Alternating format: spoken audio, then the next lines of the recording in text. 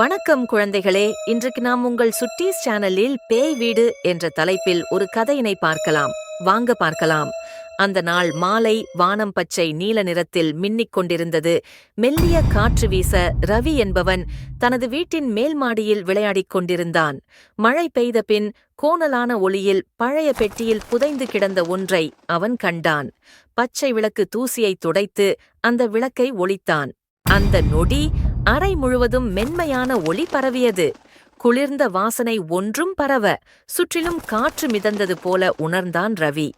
யாரோ மெதுவாக அவன் பக்கம் நடந்து வருவது போல தோன்றியது. ஆனால் அங்கு யாரும் இல்லை.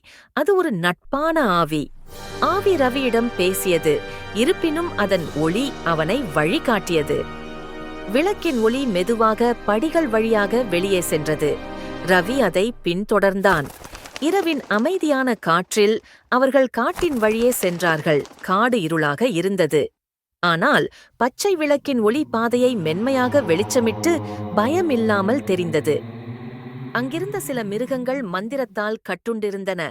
குளமோர்ந்த மான், சிலந்தி வலைக்குள் சிக்கிய பச்சை கிளி, இலைக்கீழ் மழுங்கிய குட்டி முட்டாள்கள். விளக்கின் ஒளி அவற்றை தொட்டதும் அவை மெதுவாக மீண்டு உயிர் பெற்றன.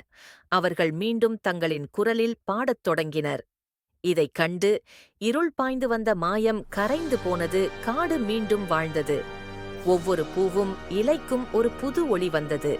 அந்த நேரத்தில் பச்சை விளக்கு மெல்ல மங்கியது.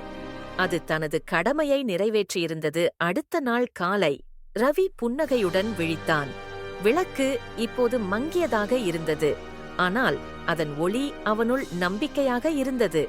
சில மிடுக்குகள் மற்றவர்களை மீட்க வந்தாலும் நம் இதயத்தின் வெளிச்சமே உண்மையான மாயம் என்பதை அது அவனுக்கு கற்றுத் தந்தது. மேலும் இதுபோல இன்ட்ரெஸ்டிங் வீடியோக்களுக்கு உங்கள் சுட்டீஸ் சேனலை லைக் அண்ட் சப்ஸ்கிரைப் செய்யுங்கள்.